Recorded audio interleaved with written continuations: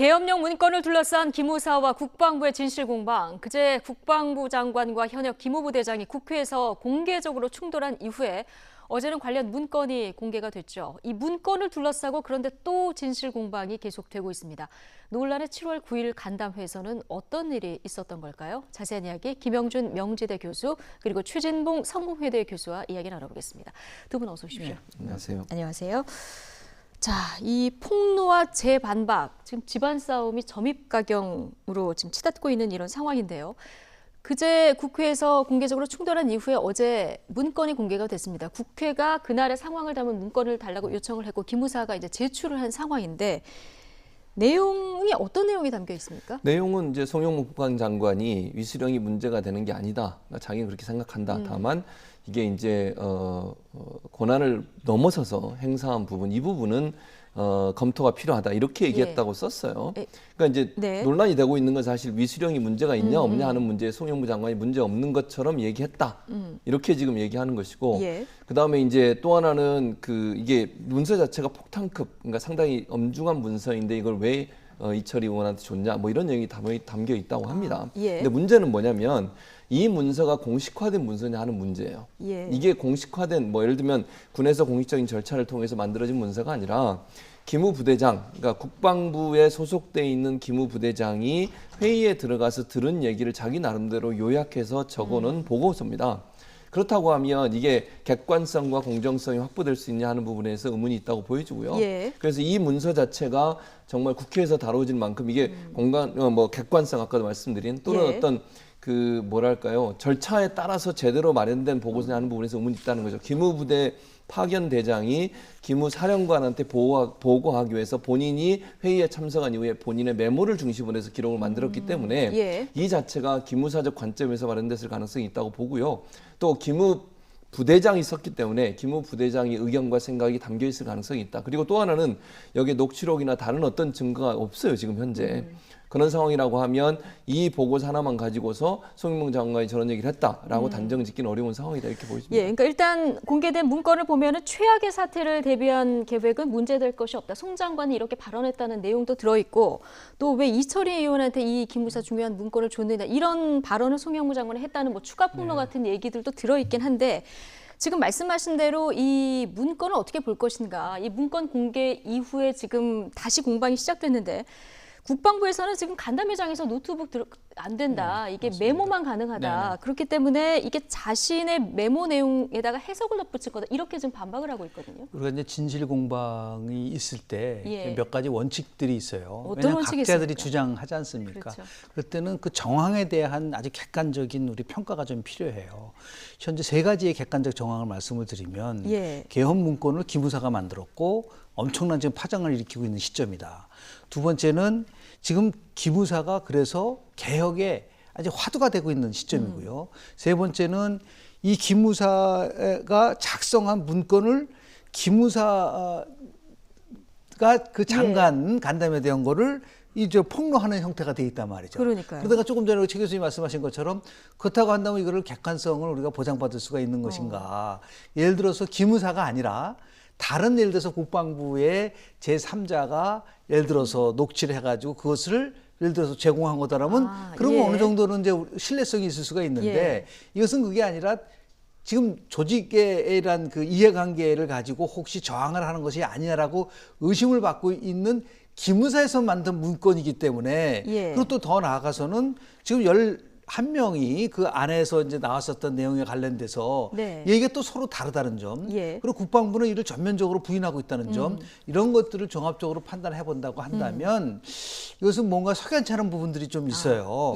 그래서 혹시 이것이 결국은 본질을 좀 비껴나가서 이 좀 기무사에 대한 개혁을 좀 희석화하려고 하는 것이 아니냐라고 하는, 그러니까 일종의 송영무 장관 흔들기로 간 것이 아니냐 하는 의심을 받을 수 있는 합리적 의심을 할 수밖에 없는 왜냐하면 문건을 작성한 주체가 바로 기무사기 때문에 그런 의심을 할 수밖에 없다는 말씀을 지금 드립니다. 논란이 되고 있는 기무사가 셀프로 문건을 작성해서 폭로한 이 부분에 대해서 조금 의심을 해볼 필요가 있다. 그렇습니다. 이런 얘기를 해주셨는데 지금 문제가 되는 날이 7월 9일입니다. 이 날이 이제 국방부에서 고위급 그 간담 회의가 있었던 그날인데요. 예, 그렇죠. 어떻게 좀 추론을 해볼 수 있을까요? 그러니까 그 회의가 있는 장소에서 예. 일단 얘기가 나왔던 것 같아요. 기무사 네. 문건 관련해서 얘기가 나왔는데 그 상황에서 여러 가지 얘기를 하다가 장관의 입장을 얘기한 것 같습니다. 그러니까 장관은 어디까지 뭐 인정을 하냐면 송영무 장관 같은 경우에는 위수령에 대해서 뭐 이건 좀 불법적인 요소가 없을 수 있다 하는 부분에까지는 인정한 것 같아요. 본인도 예. 그런 얘기를 한 적은 있다. 다만 그것이 정말 그러면 계엄령 관련해서 계엄령 관련된 문서 자체를 인정하는 그런 투로 말을 했다고 몰아가면 안 된다고 지금 얘기를 하고 있는 것이고요. 예. 또 이 말 자체도 그 워딩 자체가 그대로 지금 민 대령이 얘기하는 것처럼 이대로 얘기하지 않았다는 거죠. 예. 그러니까 본인의 의사를 얘기는 하긴 했지만 이게 전혀 문제가 없는 것처럼 얘기한 것처럼 지금 민 대령은 얘기하고 있고 국회에서 그렇게 지금 얘기가 흘러가고 있으니 송영무 장관 입장에서는 그렇게 얘기하지 않았다고 완벽한 거짓말이라고 얘기를 하잖아요. 예. 그런 차원에서 본다고 하면 송영무 장관 입장에서는 이거는 기무부대에서 자체적으로 기무부대가 해체나 아니면 어떤 조직의 그 축소 이런 어떤 외압이나 아니면 외압은 하고 얘기하면 안 되겠군요. 예를 들면 그런 분위기나 아니면 사회적 여건이 마련돼 가고 있는 상황 아니겠습니까? 그런 상황에서 그걸 막아보기 위한 자체적인 어떤 뭐랄까 조직적인 자기들 조직을 보호하기 위한 어떤 집단적인 행동 이렇게 보는 것 같아요. 그래서 결국 이제 민대령이 이렇게 이런 문건을 국회에 제출한 것도 문제라고 보는 거죠. 왜냐하면 네. 국방부라고 하는 곳이 기무사령부를 지휘 감독하는 기관이잖아요. 그 기무사령부는 국방부 예하에 있는데 그 예하에 있는 부대에 또 특히 민대령 같은 경우에는 기무사 소속이긴 하지만 국방부에 파견 나와 근무하고 있는 사람이에요. 예. 그러면 직접적으로 국방부 장관의 지시를 받아야 되는데 도리어 국방부 장관의 한 말, 거기 회의에서 있었던 말을 따로 정리해서 예. 기무사에 보고했다. 이 자체도 사실은 문제다. 이렇게 지금 지적을 하고 있는 것이죠. 어쨌든 지금 녹취록은 없습니다. 그렇습니다. 녹취록은 없고 그때의 메모를 중심으로 다시 작성한 이런 문건만 남아 있어서 지금 양측의 주장만 이렇게 대비가 되고 있는 이런 상황인데요.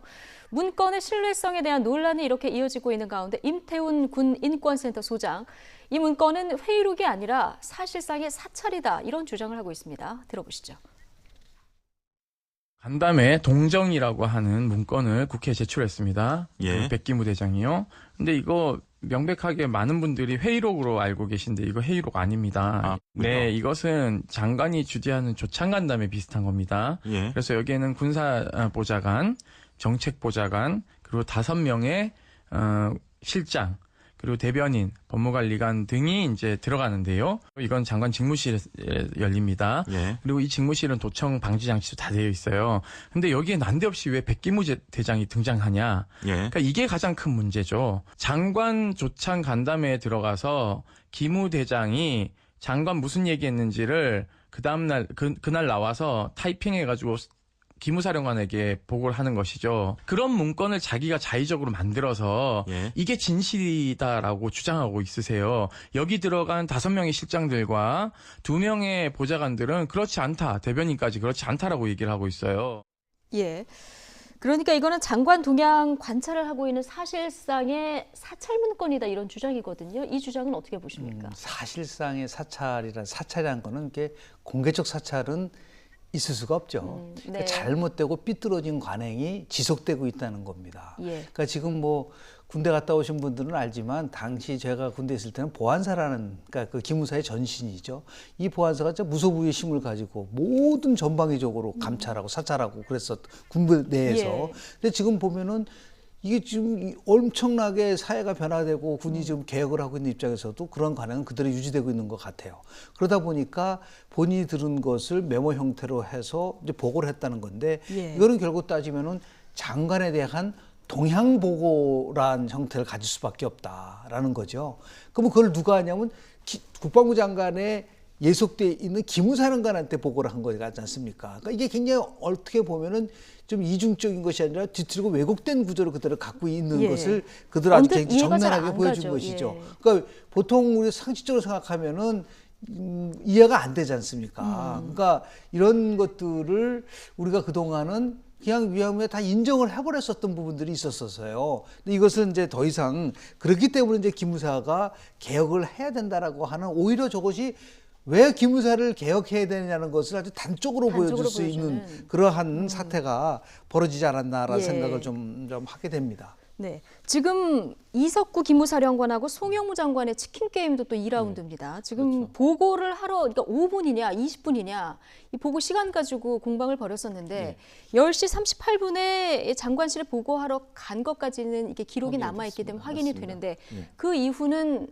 이게 면담을 하기 전에 기다렸다 안 기다렸다 이 네, 공방이 그렇죠. 지금 또 벌어지고 예, 있는 맞습니다. 상황이잖아요. 지금 말씀하신 것처럼 5분이냐 20분이나 가지고 따지는 건데 38분에 들어간 것까지는 확인이 돼요. 다만 나오는 시간은 기록이 안 돼 있습니다. 예. 또 안 돼 있고요. 그래서 나오는 시간에 대해서 국방부의 입장은 이렇습니다. 38분에 들어왔지만 이게 보통 이제 장관실 가기 전에 비서실이 있잖아요. 그 비서실에서 대기하고 있었고 거기서 다른 사람과 인사를 좀 나누다가 왜냐하면 장관실에 누가 다른 사람이 얘기하고 있어서 예. 그분이 나온 뒤에 들어가느라고 거기서 약 한 10분 정도 시간이 소요가 됐다라고 주장을 해요. 48분이 되잖아요.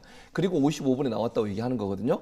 그러니까 결국 송영무 국방장관이나 국방부 입장은 한 5분에서 7분 정도 면담을 한 것으로 얘기를 하고 있고 예. 이제 기무사령관 이석 기무사령관은 20분을 얘기를 다 하고 있어요. 그러니까 들어가자마자 장관을 만났고 거기서 이제 얘기가 됐다 이렇게 얘기를 하고 있는데 저는 이제 이 시간도 별 그렇게 큰 의미는 없다고 봐요. 무슨 말씀이냐면 세부 계획은 68쪽 정도 되잖아요. 그리고 네. 8쪽짜리 있는 거 70여 쪽이 넘는 거 아니겠습니까? 이게 정말 중대한 문제라면 그걸 앉아서 일일이 검토할 시간은 없어요. 20분도 불가능합니다. 그렇게 검토하기는. 예. 그래서 두 사람 의견이 일치하는 건 뭐냐면 거기 놓고 가세요. 이 말을 했다는 건 일치가 해요. 다만 한마디 이제 말 한마디 가지고 지금 논쟁이 되고 있는데 네. 이게 엄중한 중요한 문제가 있는 이런 문건이라고 얘기했느냐 안 했느냐의 문제라고 보는데 저는 뭐 그런 얘기가 있을 수도 있다고 봐요. 다만 그러나 이게 5분이나 20분이나 가지고 논쟁이 될 만한 소지는 아니라는 거죠. 이게 중요한 왜 것이 아니다. 중요한 게 아니죠. 예. 문제는 거기 앉아서 그러면 실제적으로 이 문건에 하나하나 소개하려면 제가 볼 때 1시간도 부족하다고 봐요. 두 사람이 앉아서 이 문건의 중요성을 따지려고 하면 20분 안에 보고가 다 되겠습니까? 제가 볼 때는 불가능하다고 보거든요. 그 네. 시간이 없다고 소영무 장관이 놓고 가라고 했으니까 제가 볼 때 기무사령관도 그렇게 얘기해서 놓고 가라고 얘기했다고. 그러면 20분, 5분은 의미가 없다 별. 예. 근데 그걸 이슈화해서 문제를 삼는 것 자체가 저는 기무사령부가 이 본질 자체를 흐리려고 하는 의도를 갖고 있지 않냐는 의문이 강하게 든다는 거예요. 예. 시간의 문제가 아니라 기무부대가 이런 월권 행위를 해서 계엄과 관련된 또는 위수령과 관련된 문건을 만든 자체가 문제고 그것 때문에 기무사 개혁이 이루어져야 되는 것이 지금 전체적으로 흘러가고 있는 어떤 여론이고 어떤 개혁의 방향인데 그 개혁의 방향을 일정 부분 막아보려고 하고 틀어보려고 하고 좀 축소해보려고 하는 의도를 가지고서 이 시간 문제를 가지고 다투는 게 아닌가 이런 생각이 듭니다.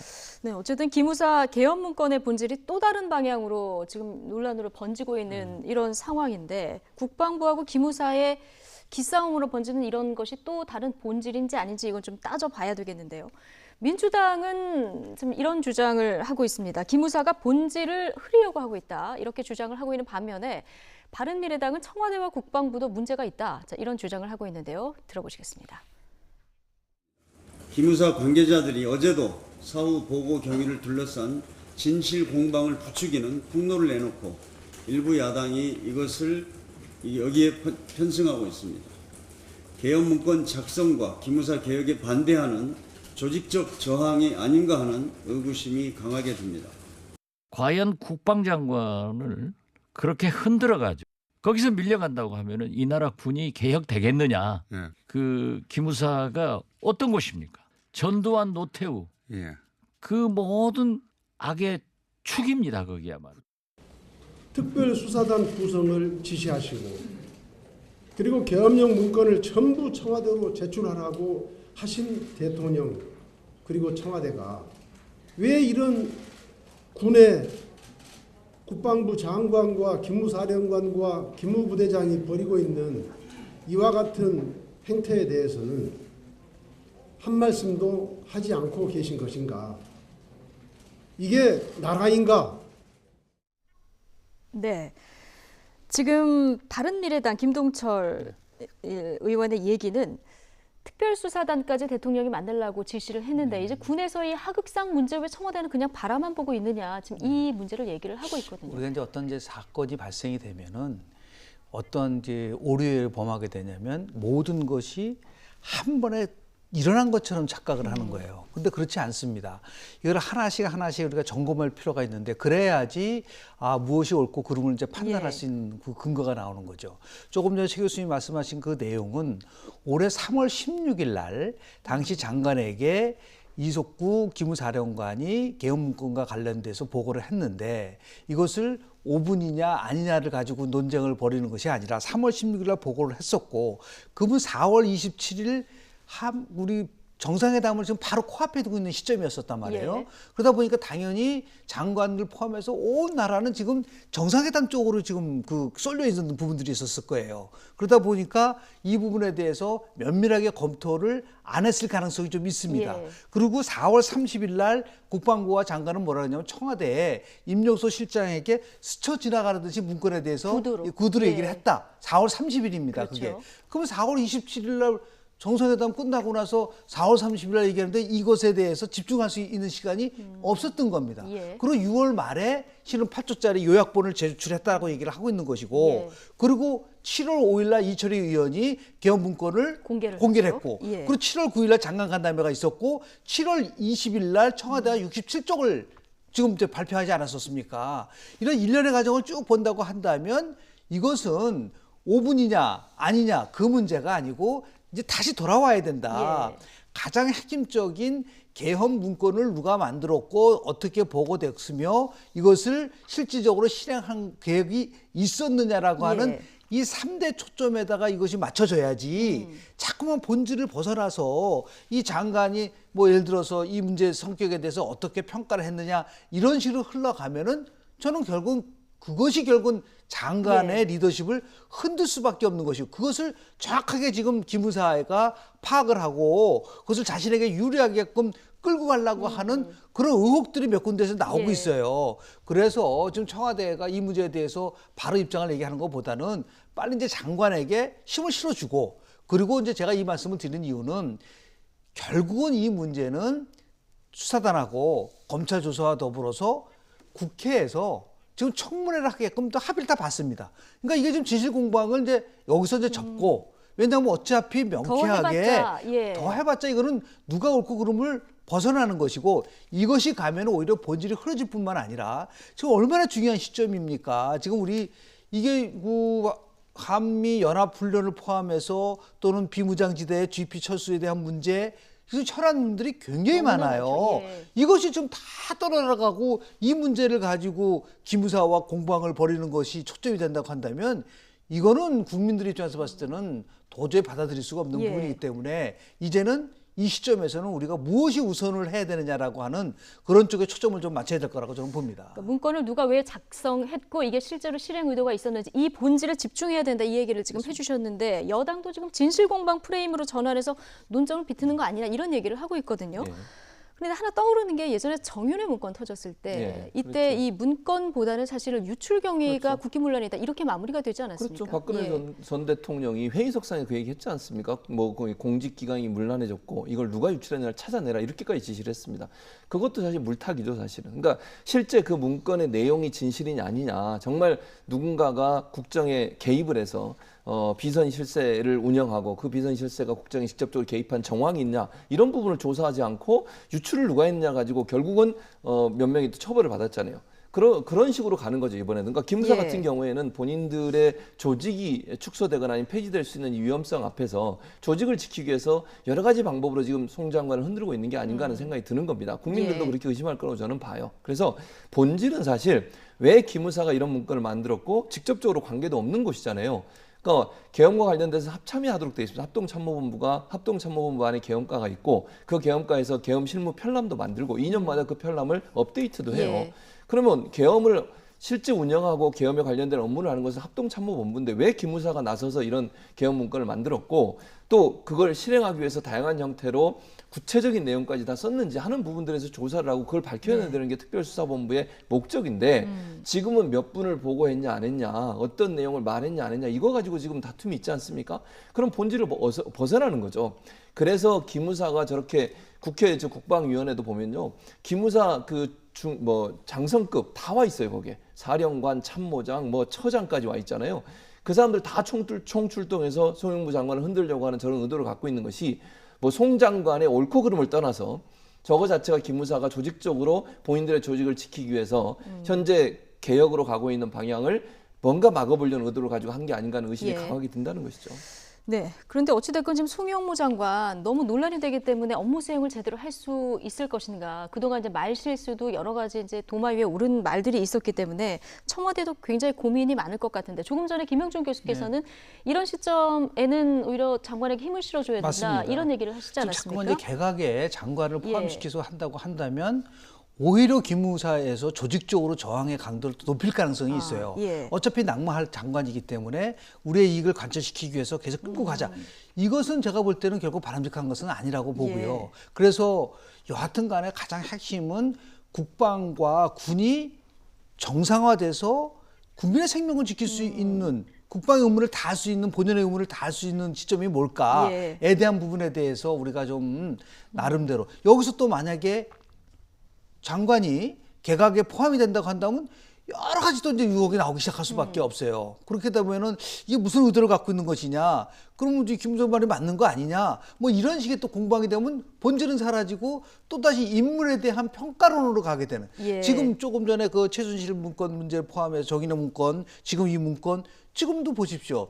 드루킹 특검의 핵심적인 것이 댓글 조작이 있느냐 없느냐가 본질인데 벼랑간 정치 자금을 수수하냐 안 했냐를 가지고서 문제가 불거지다 보니까 이런 이런 비극적인 비극이 일어나고 결론이고요. 그러니까 우리는 좀 차분해질 필요가 있어요. 그리고 얼마든지 우리가 이제 그것을 충분히 시간을 갖고 문제가 있으면은 해결할 수 있는 이제 우리 능력이 있기 때문에 이걸 그냥 흔들어 버리면 국방부가 싫든 좋든 간에 자정 능력을 갖고 이 문제를 풀 수 있고 그리고 나서 경질을 하더라도 예. 하는 그러한 수순을 밟는 것이 오히려 좋지 않을까라는 생각을 합니다. 그런 의미라면 이번 개각에 포함되기도 좀 힘들 것이다. 저는 그렇게 예측을 예. 해봅니다. 네네. 네. 그런데 어쨌든 지금 국방부와 기무사 이건 사실 기관 간의 싸움이라기보다는 국방부 밑에 기무사가 있는 건데요. 그렇죠. 어쨌든 지금 기싸움이 벌어지는 이런 양상인데 이제 본질에 집중해야 된다 이 얘기도 하셨고요.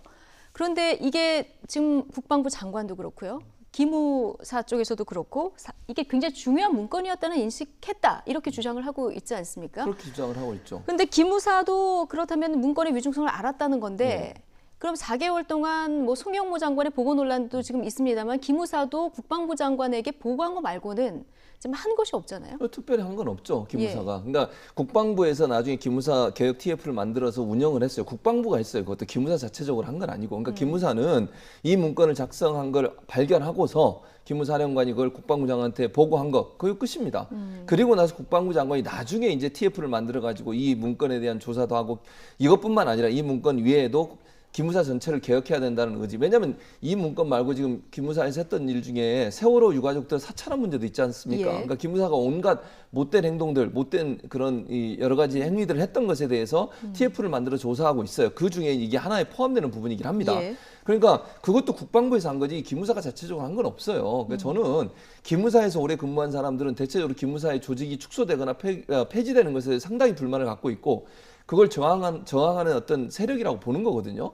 그리고 뭐 일부에서는 그렇게 얘기하잖아요. 이석구 사령관 같은 경우 나중에 갖고 뭐 기무사 출신도 아니라고 얘기하지만 기무사 안에 들어가 사령관을 하는 동안 제가 볼 때는 일정 부분 그런 어떤 그 분위기에 같이 편승한다고 봐요. 일정 부분. 물론 뭐 본인은 그렇게 아니라고 말씀하실 수도 있겠지만 그래서 뭐 이 기무사의 몸을 담고 있는 조직원들 입장에서는 가능한 기무사가 이번 개혁에서 가능한 한 좀 축소가 되더라도 조그맣게 축소가 되고 원래 업무를 계속 할 수 있기를 바라는 그런 마음들이 결국 이런 어떤 태도로 나오는 게 아닌가 하는 생각이 들고 그러니까 자체적으로는 절대로 개혁이 불가능하다는 겁니다. 그래서 외부에서 들어가서 개혁할 수밖에 없는 구조라고 보는 거죠. 근데 이분은 꼭 지적을 하고 싶은 게 정말 냉정해져야 됩니다.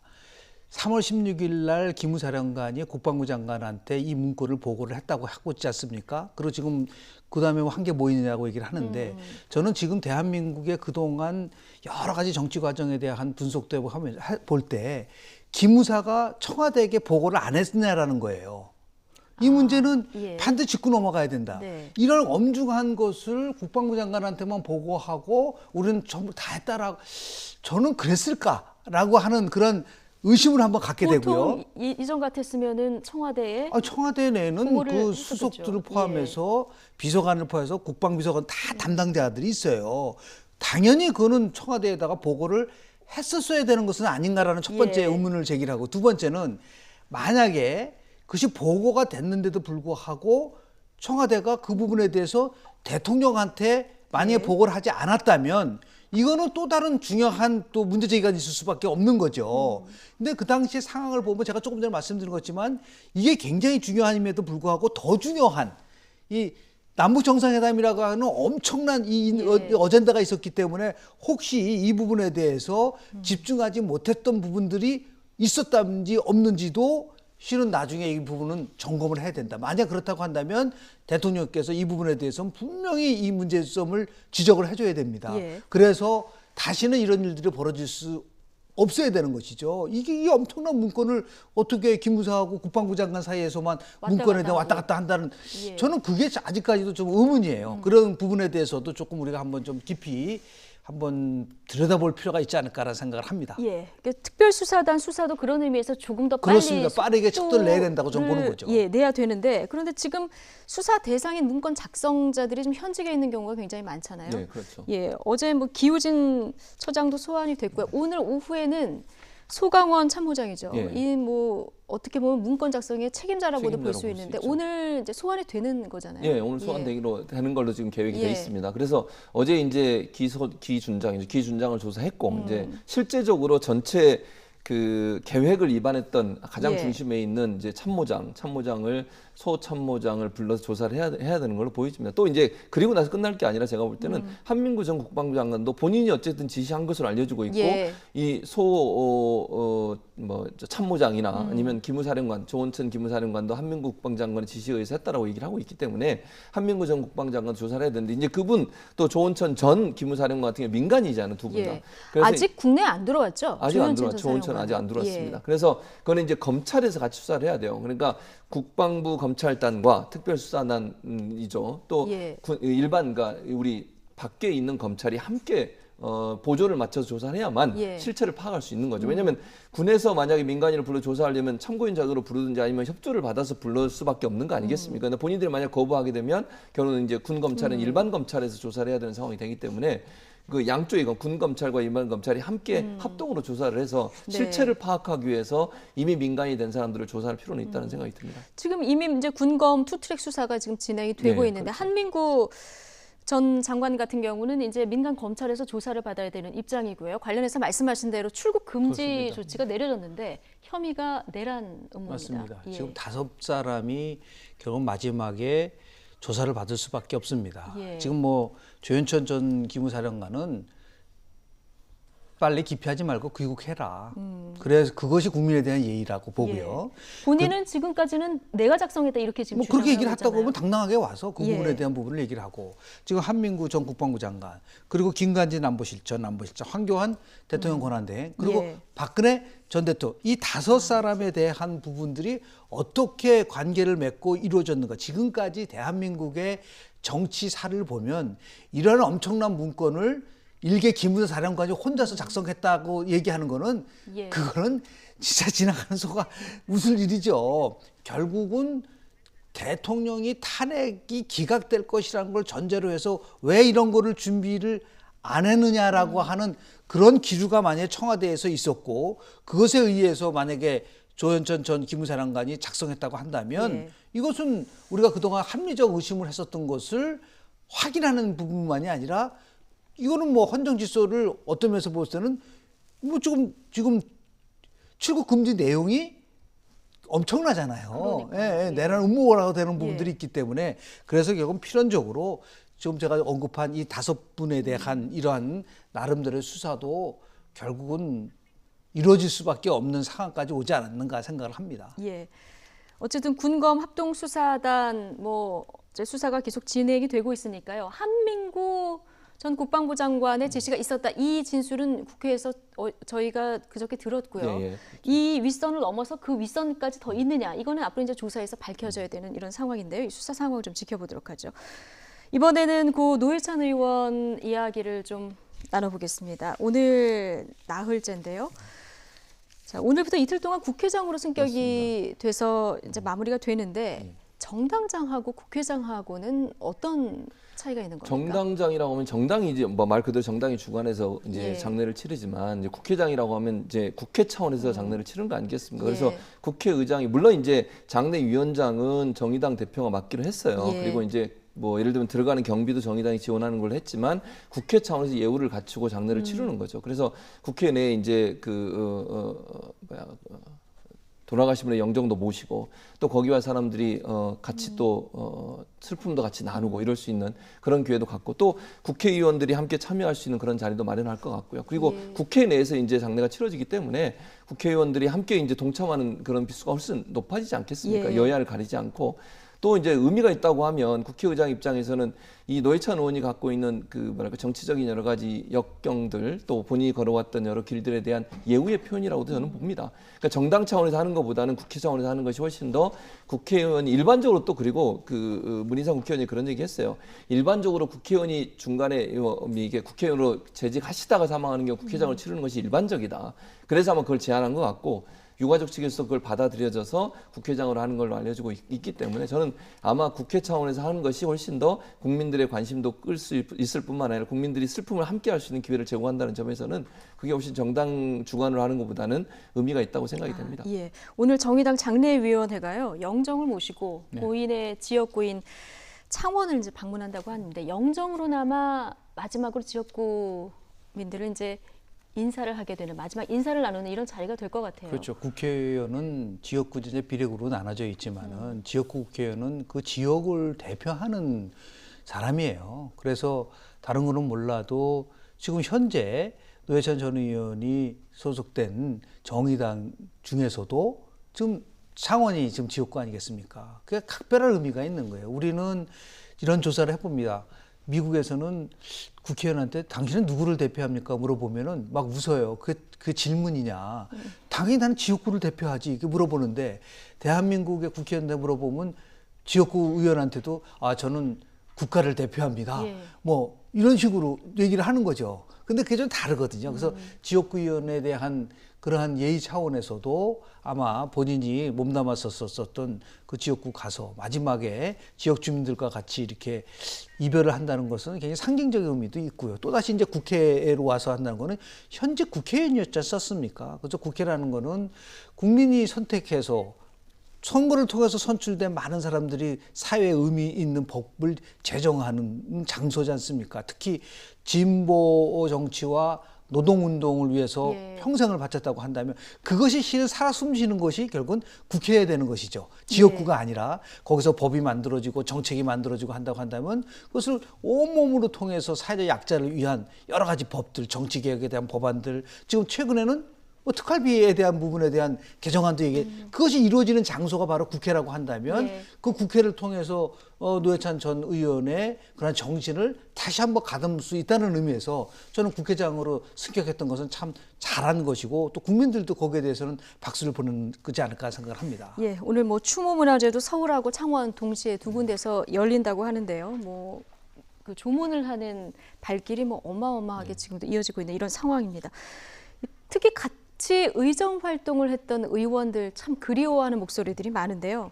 노회찬은 죽어서도 살아있고 박근혜, 이명박은 살아서도 죽었구나. 박지원 의원이 노회찬 의원을 회상하면서 한 말입니다. 김진애 전 의원도 노회찬 의원의 추억을 회고했는데요. 들어보시죠. 저도 빈소에 가서 40분 기다렸습니다. 대법관 인사청문회 중에 갔는데 40분 기다렸는데 거기서 느꼈어요. 노회찬은 죽어서도 살아있고 박근혜, 이명박은 살았어도 죽었구나. 그리고 우리 정치인들이 이 포럼은 간단한 것을 복잡하게 풀어서 얘기를 해요. 그런데 정치인은 복잡한 것을 쉽게 풀어서 얘기해서 국민을 설득해 줘야 되는데 그 어려운 진보 정치와 우리 정치권의 용어를 국민들에게 쉽게 각인시켜준 참 훌륭한 정치인이다. 저는 노회찬 의원님한테 장미꽃을 받아본 적이 있습니다. 세계 여성의 날에 보면은 여성 위원들한테 다 주시거든요. 근데 맞습니다. 저도 제 평생에 장미꽃 받아본 적이 별로 없기 때문에 그 아주 인상에 남습니다. 한 번은 인터넷에서 누가 저한테 제가 노회찬 의원을 닮았다고 그러는 거예요. 그래서 뭐 그런 일이 다 있나. 노회찬 의원도 그 멘트를 보신 거예요. 그러더니 트위터에다가 본인이 가발 쓴 사진을 올리시더니 영광입니다. 김진애 의원님. 이러면서 하는데 정말 그 유머와 대단한 해악을 가지신 분이에요. 네. 지금 사진을 보셨습니다만 닮았다고 이렇게 얘기를 하니까 저런 가발을 쓰고도 사진을 올리는 이런 해악이라 그럴까요? 독서를 많이 날리셨지만 그 안에서도 여유도 있고 사랑도 있고 이런 연민도 있고 해악도 있고 그렇기 때문에 더 이 의원들 마음속에도 많이 자리를 하고 있는 것 같습니다. 그렇죠. 저 장미꽃 얘기 세계 여성의 날에 의원들 여성 의원들만 준 게 아니고 노회찬 의원이 그 당시에 또 누구한테 줬냐면 국회 출입하는 기자들한테 여자 기자들한테 선물했어요. 예. 200여 개 이상의 장미꽃을 사서 선물했는데 그만큼 여성에 대한 존중 또 성차별에 대한 어떤 그 사회적 변화 이런 부분에 가장 앞장서서 일했던 분이고 방금 말씀하신 것처럼 정말 준엄하게 꾸짖을 때는요 여야를 가리지 않고 잘못된 부분을 엄격하게 얘기하잖아요. 그게 국민의 관점에서 봤을 때 도저히 이해할 수 없는 행동을 하는 어느 누구든 그 비판에는 여야를 가리지 않고 비판의 대상이 됐어요. 그리고 나서 본인은 또 힘들고 어려운 사람을 향해서는 한없이 넓은 마음과 아량을 가지고 그들을 품어주는 그런 모습을 보여줬거든요. 그러니까 강자에게 강하고 약자에게 약한 그런 모습이었기 때문에 국민들이 저는 환호한다고 봅니다. 예. 국민들이 노회찬 의원의 그 죽음에 대해서 이렇게 슬퍼하는 이유는 그런 정치인이 사라졌기 때문이에요. 우리 정치사에 그런 정치인이 정말 별로 없다는 게 문제 아니겠습니까? 본인의 권력만 누리려고 하고 강한 자의 입장에 쓰려고 하고 항상 이권을 챙기려고 하는 모습을 보여줬던 우리 정치권의 그런 부패된 모습 속에서도 노회찬 의원이 보여줬던 그 국민을 위한 생각과 마음과 그 태도 그것이 결국은 국민들 마음에 오랫동안 남아 있었고 그것이 지금의 슬픔으로 드러나서 발현된 게 아닌가 이런 생각이 듭니다. 네, 노회찬 의원 하면 독서를 많이 날리지만 그런데도 적이 별로 없는 정치인 이렇게 알려져 있지 않습니까? 근데 참 들으면 지금 박지원 의원도 얘기했지만 정말 좀 쉽고 확 와닿는 비유들을 잘 잡아서 왜 그게 가능하다고 생각하세요? 그 표현은 그 본질에 딱 집중을 했고요. 그리고 뭔가 반박할 수 없는 그런 어떤 비유를 그만큼 적절하게 들었기 때문에 철학이 깊다는 거예요. 우리 정치인들을 두 종류로 분류를 하거든요. 우리 정치학에서는 영어로 하면 이제 스테이트먼, 참 정치인, 네. 팔러티션, 정치꾼 둘로 나누거든요. 근데 노회찬 의원은 스테이트맨이에요. 그러니까 스테이트맨. 참 정치인인 예. 거죠. 근데 참 정치인이 되기 위해서는 조건이 필요해요. 굽힐 줄 모르는 자기 소신이 분명해야 됩니다. 그러면 소신이 있으면요 여유가 생기고 여유가 생기면 해악이 나오는 거예요. 그런데 자신이 없고 공부 안 한 사람들은 해악을 할 수가 없어요. 왜냐하면 이 말을 던졌을 때 이게 맞는 것인가? 어떤 사람은 그냥 계속해서 과거에 뭐 우리 특정한 정치인 대통령을 폄하하는 건 아니지만 대독 정치 남이 써준 걸 가지고 계속 읽는 사람한테 무슨 해악이 있을 수 있겠어요. 예. 그 사람들은 그거 누가 정말 우스운 얘기를 써주더라도 읽으면요 재미가 하나도 없어요. 왜냐하면 자기가 몸속에 내재화되어 있지를 않기 때문에. 그리고 또 하나는 뭐냐면 그렇게 한 이유 중에 하나는 뭐냐면 품격 있는 정치를 그동안 해왔기 때문에 관심을 갖고 수 있는 거죠. 막말만 하고 뭐 예를 들어서 반짝하고 누군 또 비판받고 그러면 집중이 없어요. 그러니까 품격을 지켰기 때문에 이 해악이 네. 있을 수 있다. 그러니까 소신과 품격이라는 이 두 가지를 노회찬 전 의원이 정말 보여준 거예요. 그러니까 참 그립고 아쉬운 이유도 이제 그런 면에서 봤을 때 우리 정치인들도 이제 이번 노회찬 전 대표를 이렇게 떠나면서 이제는 좀 차분히 좀 공부 좀 하고 그리고 좀 철학도 좀 쌓고 그리고 국민이 뭘 원하는지 이것을 닮아갈 수 있는 이번 뭐 추모식하고 뭐 한번 장례 지나고 또 끝나고 또 싸우고 또 날마다 그런 식으로 한다면은 그게 과연 그 노회찬 전 대표를 보내는 마음겠겠는가. 이걸 네. 토대로 우리 대한민국 정치가 좀 한 단계 업그레이드 할 수 있는 그러한 전환의 좀 시대가 좀 왔으면 좋겠다는 철학 생각이 좀 없는 듭니다. 싸움은 하지 마라. 그렇습니다. 예. 네네. 어쨌든 해악 있고 이렇게 품격을 잃지 않았던 독설들이 소신과 철학에서 나온 그렇습니다. 것이다. 네네. 이런 분석을 해주셨습니다. 노회찬 의원이 이렇게 갑작스럽게 사망한 이후에 지금 정치자금법에 대한 문의도 굉장히 많고요. 그리고 지금 정의당 입당, 후원금 납부 여기에 대한 문의도 계속 끊이지 않는다고 그러니까요. 합니다. 그러니까 정의당이 추구하고 있는 어떤 가치랄까요? 정치적 가치, 이데올로기적 가치가 국민들에게 와 닿는 거죠, 사실은. 그러니까 정치인들이 정치를 하면서 여러 가지 뭐 말은 그렇게 하지만 실제적으로는 본인들의 정치적인 어떤 입지를 강화시키고 정당으로서의 권한을 강화시키는 일에만 집중하지 정말 힘들고 외로운 사람들을 위해서 정치를 하는 사람이 그렇게 많지 않잖아요. 근데 정의당을 보면요. 정말 변함없이 오로지 약자를 위해서 일하는 정당 이미지를 계속 갖고 있잖아요. 예. 근로자들, 노동자들, 그리고 소외된 계층들 이런 사람들을 대변하는 목소리가 정의당에서 끊임없이 나와요. 어떤 상황에서 정의당은 그런 부분에 있어서는 변함이 없었거든요. 그리고 그 가장 대표적인 주자가 노회찬, 심상정 두 분 아니었습니까? 예. 그러니까 노회찬 의원이 저렇게 보여주는 그 태도 자체가 사실은 큰 울림이 돼서 그 정의당 또 노회찬 의원이 추구했던 올바른 정치 거기에 동조하는 것이고 거기에 힘을 실어주자는 것이고 다시는 노회찬 의원이 뭐 이거 절차적 정당성, 절차적인 문제 때문에 본인이 그 도덕적으로 본인의 그 무게감 이기지 못하고 저런 선택을 하셨는데 그런 선택이 다시는 일어나지 않도록 정의당에게 충분한 정치자금 보내주자. 우리가 소수지만 많은 사람이 모이면 그 힘이 크다는 걸 보여주기 위해서라도 정의당의 당원으로 가입하고 후원금도 내겠다는 사람이 점점 늘어나는 거 아니겠습니까? 즉 예. 노회찬 의원은 이제 천국으로 가셨지만 정의당은 끊임없이 그들이 추구했던 그 정치적 이념을 끝까지 가져가 달라. 국민을 대변하는 그 목소리 잃지 말아달라라고 하는 목소리의 표현이라고 생각이 됩니다. 예, 고인의 마지막 유언도 예. 이 부분이었습니다. 정의당에 대한 사랑은 계속 그렇습니다. 예, 이어가달라 이런 얘기를 했는데 노회찬 의원의 빈자리, 뭐 국회에서 상징적으로도 지금 빈자리가 많이 느껴집니다만 현실적으로도 느껴지는 부분들이 꽤 많습니다. 지금 일단 평화와 정의 모임 이 교섭단체가 깨졌고요. 그리고 특활비 폐지하자 이 법안도 이제 고인이 마지막으로 발의를 한 이런 법안이잖아요. 이 논의도 계속 이어갈까? 이런 부분도 좀 빈자리가 느껴지는 부분입니다. 이번에 이제 정치개혁위원회가 다시 도착하면은 심상정 의원이 위원장이 돼서 이 문제를 풀어가지 않겠냐라고 추론을 많이 합니다. 예. 전망을 하는데 좀 그랬으면 좋겠습니다. 그랬으면 좋겠다. 그래서 지금 정당과 관련돼서 우리가 정치자금에 대한 말씀을 좀 드리면 두 가지 방법이 있는데요. 정당 국고보조금이 있고 정당 후원금이 있습니다. 정당 후원금은 최근에 부활한 거예요. 2004년 2월 달에 오세훈법으로 없어졌다가 최근에 부활했는데 지금 대한민국의 정당 국고보조금의 배분 방식이 굉장히 지극하게 거대 정당 중심으로 돼 있다.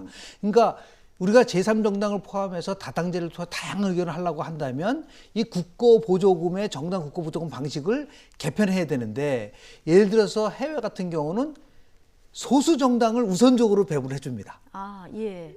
왜냐하면 지금 너무 기울어져 있다는 있는 거죠? 거죠. 지금 어떻게 예. 돼 있냐면 전체의 국고보조금의 50%는 원내 교섭단체를 이룬 정당이한테 나눠져 있고요. 네. 나머지 50%는 그중에서 지난 총선에서 얻은 득표율과 현재 정당 의석을 가지고 나누게 돼 있는데 이거를 깨야 된다는 거죠. 그러니까 예를 들어서 한 20% 정도는 예를 들어서 소수 정당한테 우선 배분을 해주고 그러면 지금 숨통이 터지는 것이죠.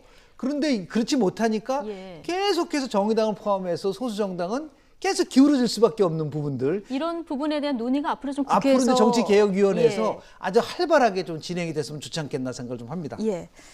자, 노회찬 의원의 빈소에는 지금 고인을 추모하는 발길이 끊이지 않고 있는데요. 어제는 임종석 청와대 비서실장과 김경수 경남도지사가 빈소를 찾아서 착잡한 심경을 드러냈습니다. 어떤 얘기를 했는지 들어보시죠. 까지 오시게 되셨는데 지금 심정 좀 말씀해 주실 수 있을까요? 꼭 와봐야 될 것 같아서 왔습니다. 많이 흥망하실 텐데 안에서 어떤 일이 나오셨고 그걸 떠나서 어쨌든 개인적으로는 정말 존경하는 분을 잃었고요. 국민들도 우리 정치가 바뀔 수 있겠다 그런 희망과 기대를 주셨던 분인데 국가적으로도 정치권에도 큰 손실이라고 생각합니다. 어떤 고인께서 이루려고 하셨던 그 뜻을 꼭 이어서 우리가 함께 만들어낼 수 있도록 최선을 다하겠습니다. 생전에 고인과의 인연이 좀 바로 이웃한 지역구시기도 하고요. 그리고 경남이라고 하는 어려운 지역에서 함께 정치 활동을 같이 했기 때문에 저한테는 든든한 언덕 같은 그런 선배님이자 존경하는 정치인입니다. 마음이 너무 아파서 뭐 차마 드릴 말씀이 없어서요. 그리고 다시는 좋은 사람을 이렇게 안 보냈으면 좋겠습니다. 네, 고맙습니다. 대통령이 계속 없이 해봤습니다. 많이 힘들어하십니다. 예. 두 분의 이야기를 들어봤는데요. 든든한 언덕 같은 선배를 잃은 김경수 도지사.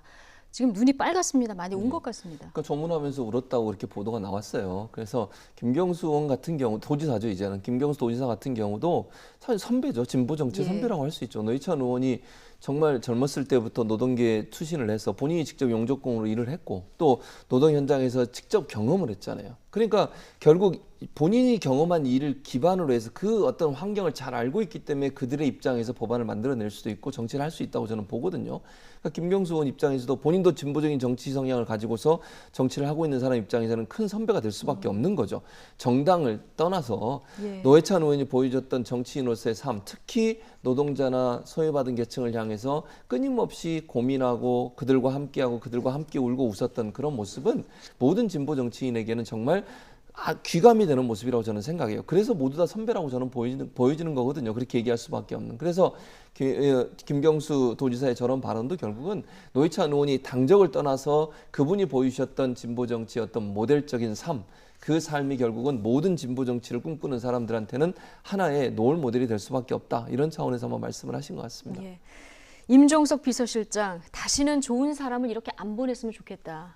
이 말이 담고 있는 함축하고 있는 의미가 좀 많은 것 같습니다. 그렇습니다. 2009년도 노무현 전 대통령의 비극적인 죽음, 그리고 2018년 노회찬 전 의원의 이러한 그 아쉬움, 비통함 이런 것이 내포되어 있는 것 같은데요. 결국 이제 진보와 보수를 아우를 수 있는 그 통큰 정치, 이런 협치의 정치가 대한민국에 이제 좀 빨리 왔으면 좋겠다라고 하는 거로 저는 느껴졌어요. 그러니까 우리는 너무 지금 뭐 각박하고 진영의 논리에 빠져 있는데, 아까 우리 노 전 대표를 얘기하면서 해악 그리고 촌철살인의 그런 그 말씀을 하셨는데, 근데 그것을 관통하는 거는 뭐냐면 좀 정치가 정치다워지라는 거 아닌가요?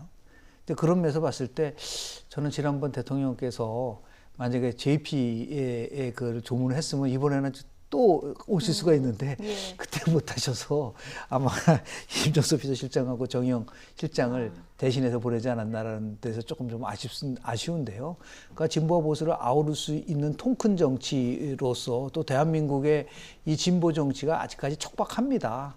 저는 뭐 더불어민주당이 진보 정당이라고 생각하지는 않기 때문에 진정한 진보 정당은 저는 정의당이라고 보는데, 옛날에 심상정 의원이 총선에 나가서 떨어졌을 때 지몬미라는 단어가 한때 굉장히 유행했었어요. 지켜주지 못해서 미안해. 이런 단어가 있었거든요. 이번에도 우리 노회찬 전 의원을 보면서 떠오르는 단어가 아닌가라는 생각을 좀 합니다. 예, 노회찬 의원의 이 죽음 이후에 진보 보수를 아우르는 통근 정치가 대한민국에서 좀 이루어졌으면 좋겠다, 이런 얘기를 해주셨는데, 어쨌든 뭐 정치인들뿐 아니라 많은 시민들도 함께 울고 빈소를 찾고 이러고 있습니다. 이런 분위기 속에 어제 특검이 드루킹 측의 협박이 있었는지 정의당 심상정, 김종대 의원의 조사가 필요하다, 이런 입장을 밝혔는데요. 이에 대한 파장이 커지고 있습니다. 장민정 앵커가 그 내용 정리해봤습니다. 고 노회찬 의원 별세 이후 과거 드루킹 김동원 씨가 올렸던 협박선 글이 다시 주목받고 있는데요. 특검이 이 글에 등장한 정의당 의원을 조사할 수도 있다는 가능성을 언급하자 정의당이 발끈하고 있습니다. 특검이 완장을 차고 인터넷상에 떠도는 이른바 지라시 같은 허위 사실을 오히려 부풀리고 있다는 겁니다. 드루킹 김동원 씨가 지난해 대선 직후 트위터에 올린 글입니다. 문재인 정부 길들이려고 한다는 소문이 파다한 심상정, 김종대, 노회찬 의원 한 방에 날려버리겠다, 이렇게 적혀 있는데요. 어제 특검은 이 글과 관련된 인물, 그러니까 정의당 심상정, 김종대 의원을 조사하는 방안을 고민하고 있다고 밝혔습니다. 상중인 정의당에서는 법적 대응 가능성까지 시사하며 맞대응에 나섰습니다. 보도에 났던 그 트위터의 그 내용, 협박성 추정으로 되는 글 내용에 대해서도 저희가 면밀하게 조사를 할 예정입니다. 지금 장례식 기간인데 지금 뭐 소환하기는 어려운 거 아닙니까? 드루킹과 그 핵심 경공모 회원, 또 지금 그 드루킹과 같이 구속돼서 추가 기소된 그 사람들에 대해서 불러가지고 좀 더 조사를 할 예정입니다. 그런 다음에 그 지금 정의당 관계자들에게 확인하는 방법에 대해서 한번 저희가 고민하고 검토하겠습니다. 지금 특검 행태는 허위 정보를 확대, 재생산, 유포하고 있는 것입니다. 트위터상에 무분별하게 떠도는 허위 정보를 근거로 공당의 정치인들을 음해하려는 것입니까? 정의당은 특검의 이런 무도한 행태를 결코 자시하지 않겠습니다. 파문이 커지자 특검은 한 발 물러섰습니다. 사실관계 규명을 위해 필요하다면 수사 협조를 구하겠다는 취지였는데 이 진위가 잘못 전달된 거라고 해명했습니다. 네, 정의당 뭐 피의 사실 공표가 아니라 허위 사실 공표다, 법적 대응까지 하겠다 이런 입장인데 어쨌든 특검 논란이 되니까 이건 이제 협박이 있었는지 정의당에 이제 협조를 구하려고 했던 거다 이렇게 얘기는 했는데 문제는 이게 지금 상중이잖아요. 좀 너무 시기상조다 이런 지적이 있습니다. 그러니까 사실은 노회찬 의원이 저렇게 안타까운 죽음을 맞이하게 된 것도 사실은 특검에서 여러 가지 이제 흘러나온 얘기 때문에 그렇게 된 거 아니겠습니까? 그게 법적으로 크게 전혀 문제가 되는지 아닌지는 모르겠습니다만 크게 문제가 되지 않은 내용임에도 불구하고 저렇게 도덕적으로 윤리적으로 타격을 입히는 것은 저는 잘못됐다고 봐요. 그러니까 특검이 조사를 열심히 하고 또 특검이 원래 그 이름이 있잖아요. 그 드루킹 등 일당들이 인터넷상에서 댓글 달아서 그게 문제가 된 그걸 하라고 특검이 만들어진 거 아닙니까?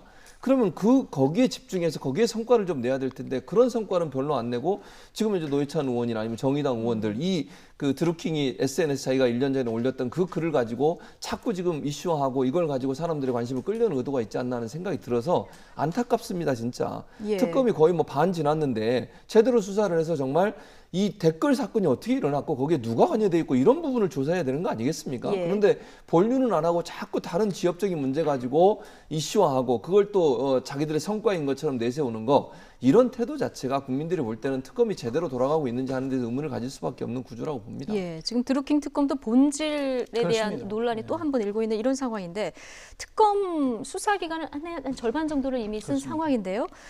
드루킹이 어제 숨겨둔 USB를 제출을 했습니다. 60GB의 문서가 담겼다고 하면은 굉장히 많은 내용이 담겨 있을 텐데 여기에 이제 김경수 의원하고 주고받았던 어떤 메시지 내용들이 담겨 있다 이렇게 전해지고 있는데 이 USB가 뭔가 수사의 단초가 크게 될까요? 만약에 사실이라면 뭐 단초가 되겠죠. 근데 저것도 우리가 확인된 사실이 아니기 때문에 특검이 이 사실과 관련된 거를 뭐 발표한 건 아니지 않습니까? 그렇죠. 그러니까 우리가 추론에 불과하기 때문에 또 뭐 앞서 나가는 거는 그렇고요. 지금 문제는 뭐냐면 시간이 굉장히 촉박한데 조금 전에 다시 한번 거듭해서 말씀을 드리지만 다른 데 엉뚱하게 시간을 소비하고 있다가 나중에 또다시 뭐 연장해달라고 하면서 그것이 안 됐을 때는 또 이거는 정치적으로 우리가 이런 식의 잘못된 관행을 하지 말고 빨리 본질에 집중을 해서 지금 뭐 USB도 나왔다고 하니까 가장 핵심이 두 가지입니다. 그러니까 어떤 규모로 누구와 함께 같이 이 인터넷 통해서 댓글 조작을 했는지, 두 번째는 그 과정 속에서 권력의 최측근이 연루됐는지 안 됐는지에 대한 이 부분이 핵심이지 않습니까? 여기에 집중을 해서 납득할 만한, 그리고 결국은 그냥 사실을 가지고서 얘기를 하는 부분이기 때문에 거기에 집중을 해도 제가 볼 때는 시간이 그렇게 넉넉하지 않다라는 말씀을 좀 드리고 싶습니다. 오늘 촉보 김모 씨, 트레일러 강모 씨 뭐 구속 여부 결정이 되잖아요. 그렇죠. 이미 도모 변호사, 노회찬 의원에게 이제 돈을 줬다고 주장을 했었던 도모 변호사 영장이 한번 기각이 됐는데 이 오늘 영장이 기각되느냐, 발부되느냐 이걸 좀 보면 앞으로 특검 수사 방향을 좀 볼 수 있겠군요. 그렇죠. 왜냐하면 이제 그 구속영장이 발부되고 기각되고 조건은 뭐냐면 증거가 충분하냐 이런 부분이 있지 않겠습니까? 그리고 좀 범죄 행위가 어느 정도 소명이 돼야 되지 않겠습니까? 그래서 이 두 사람이 구속영장이 발부가 된다고 하면 증거도 충분히 어느 정도 보장이 되고 또 하나는 범죄 행위도 일정 부분 소명이 됐다고 볼 수 있기 때문에 그럼 특검이 일정 부분 여러 가지 증거 자료를 가지고서 범죄 행위를 소명할 수 있는 어떤 자료들을 갖고 있다고 볼 수 있을 것 같고 만약에 또 기각이 되면 그럼 특검이 수사에서 지금까지 갖고 있는 증거들이 과연 이걸 증명해내거나 아니면 드루킹이 개입한 부분들을 명확하게 확인해 줄 수 있는 증거들을 갖고 있느냐는 의문이 생길 수밖에 없어요. 그래서 이 두 사람의 구속의 여부가 결국 특검이 중요한 한 고비를 넘는 후반전에서 특검이 정말 성과를 낼 수 있을 거냐 하는 부분에서 어떤 기로가 되는 그런 시점이 된다고 볼 수 있겠습니다. 그러니까 특검이 유의미한 어떤 진술이라든가 증거 자료를 얼마나 갖고 있느냐 이게 이제 관건이 될 것 같은데 야당은 지금 드루킹 특검이 무력화돼서는 안 된다. 계속해서 특검이 이렇게 힘을 받아야 된다는 주장을 계속 하고 있고요. 지금 더불어서 바른미래당 같은 경우는 사실 처음에 경찰의 어떤 부실 수사 논란이 좀 있지 않았습니까? 이 부분에 대해서도 지금 경찰청장 그 유임된 것에 대해 굉장히 불만의 목소리를 내고 있는데 이 부분은 어떻게 보십니까? 그건 그거고요. 그건 그거고. 저 특검은 증거로서 그리고 객관적인 사실을 가지고서 얘기를 하는 거 아니겠습니까? 아마 조금 전에 최 교수님 말씀하신 것처럼 이번에도 만약에 구속영장이 기각이 되면 보통 예. 우리가 보면 범죄 행위 소명이 되느냐, 도주의 가능성이 있느냐, 아니면 증거인멸의 가능성이 있느냐, 더 하나 플러스 알파를 한다면 다툼의 여지가 있느냐, 요 네 가지를 가지고서 보통 평가를 하는 것 같아요. 예. 지난번에는 이 증거 유족과 관련돼서는 다툼의 소지가 있다라고 하고 또 긴급 체포한 것이 이건 부당하다라고 해서 실은 도 변호사가 영장이 기각되지 않았습니까? 예. 그런데 이번에 또다시 관련된 자들에 대해서 영장이 기각된다고 한다면 이건 좀 수사를 제대로 하고 있는 거냐라고 하는 부분에 대해서 또 논란의 여지가 있을 수 있기 때문에 오늘 결과가 굉장히 앞으로 특검이 정말 탄력을 받고 갈 수 있을 거냐 없을 예. 거냐를 결정짓는 중요한 하나의 시점이 될 거라고 저는 봅니다. 어쨌든 특검이 수사를 하는데 증거와 진실로 말해야지. 처음에 그렇습니다. 이제 특검도 그 얘기를 네네. 했지만 성과를 위한 수사가 되면 안 된다. 예, 이런 얘기를 하면서요. 다음 주제로 좀 넘어가 보겠습니다. 지금 자유한국당이 어렵게 비대위를 꾸렸는데요. 지금 김대중 비대위원회 자질 시비가 벌어졌습니다. 그렇습니다. 어떤 분입니까? 이게 이제 이분이 지난 지방선거에서 민주당 공천을 신청해서 탈락한 분이세요. 예. 그러니까 민주당 출신이라고 볼 수 있을 것 같고 또 이제 다 그것도 뭐 저는 민주당 출신이다 아니다 이건 별 그렇게 중요한 문제는 아니라고 개인적으로 보는데 예. 그러나 이제 이분이 갖고 있는 전력 중에 2008년도 10월 음주운전을 한번 문제가 됐던 적이 있었고요. 2013년 9월에 주거침입, 절도, 폭행 이게 이제 사건은 뭔지 자세히 아직 안 나왔어요. 그래서 어떤 사건인지 좀 찾아봐야 되겠지만 그러니까 범죄 행위 때문에 처벌을 받은 적이 있었고요. 그리고 이제 2013년에 민주통합당을 탈당한 후에 다시 더불어민주당에 또 복당을 합니다. 그리고 나서 이달 말까지 계속 민주당의 당비를 납부했던 분이다. 당비까지 납부했던. 예, 그러니까 뭐 권리당원이라고 볼 수 있겠죠. 예. 그래서 뭐 아니 근데 저는 이렇게 생각해요. 이 사람이 뭐 이분이 민주당에 당비를 냈으니까 뭐 자유한국당 가면 안 된다 뭐 이렇게 보지는 않습니다. 본인의 선택이라고 보는데 다만 이제 이분의 전력 중에 음주운전이나 주거침입이나 절도 폭행 문제 이런 문제들이 있는 분을 비대위로 앉혔을 때에 사회적 여론도 그렇게 좋지 않지 않겠습니까? 그리고 혁신하고 개혁해야 되는 사람이라면 예. 본인이 먼저 청렴하고 깨끗한 모습을 보여주는 게 필요할 텐데 이런 전력이 있는 분들이 혁신과 개혁할 수 있는 비대위에 들어간다고 하는 것에 대해서 과연 자유한국당이 제대로 혁신할 수 있을까 하는 의문이 생길 가능성이 있어 지금 논란이 되고 있는 상황입니다. 상황이 이렇다 보니까요. 당 안팎에서 지금 김대중 비대위원을 빨리 정리해야 한다. 이런 목소리들이 나오고 있습니다. 자, 김병준 비대위원장은 이런 사실 몰랐다. 이런 얘기를 하고 있는데 함께 들어보시겠습니다. 지금 어느 때입니까? 지금 김병준 비대위는 아주 위기 상황이잖아요. 네. 추상 같아야 돼요. 권위가 있어야 되고. 그런데 제가 봐도 이건 내용이 굉장히 안 좋아요. 뭐 주거침입, 절도. 예, 이거 정리하고 넘어가야지. 그렇지 않으면 이제 앞으로 일하기 힘들 겁니다. 그리고 이 사람을 추천한 사람이 있을 거예요. 그러니까 김병준 비대위원장은 그런 사람들을 잘 가려내야 돼요. 면접 때 전과 이야기는 안 했습니다. 짧게 만났는데 어떻게 컷오프를 어떻게 당했냐는 제가 물었죠. 근데 다른 이야기를 하셨어요. 네, 지금 김병준 비대위원장은 뭐 이런 전과라든가 이런 부분은 전혀 몰랐다 이렇게 얘기를 하고 있는데요. 자, 이제 뭐 몰랐을 수도 있습니다만은 지금 정도원 의원 얘기 들어보면은 지금이라도 바로 내보내고 이 사람을 추천한 사람, 이 추천한 사람까지는 멀리 해야 될 필요가 있다 이런 얘기를 하고 있거든요. 김병준 교수님 어떻게 보십니까? 만약에 본인이 추천했으면 어떻게 되죠? 아, 김병준 비대위원장이요? 본인이 그럼 예를 어떻게 들어서 될까요? 그러니까 지금 제가 예. 말씀드린 거는 아마도 소상공인의 목소리를 내겠다라고 하는 거는 지금 이제 그 비대위가 두 개의 축을 가지고 움직이려고 그런 것 같아요. 하나는 경제. 예. 이 정부가 이제 경제가 어려우니까 특히 이제 소상공인 문제, 최저임금 문제, 근로시간 단축 이 문제를 집중적으로 공격을 하고 또 본인은 또 뭐 국가주의란 말까지 등장시키면서 이 정부에 대한 개입에 대한 문제를 목소리를 내고 있지 않습니까?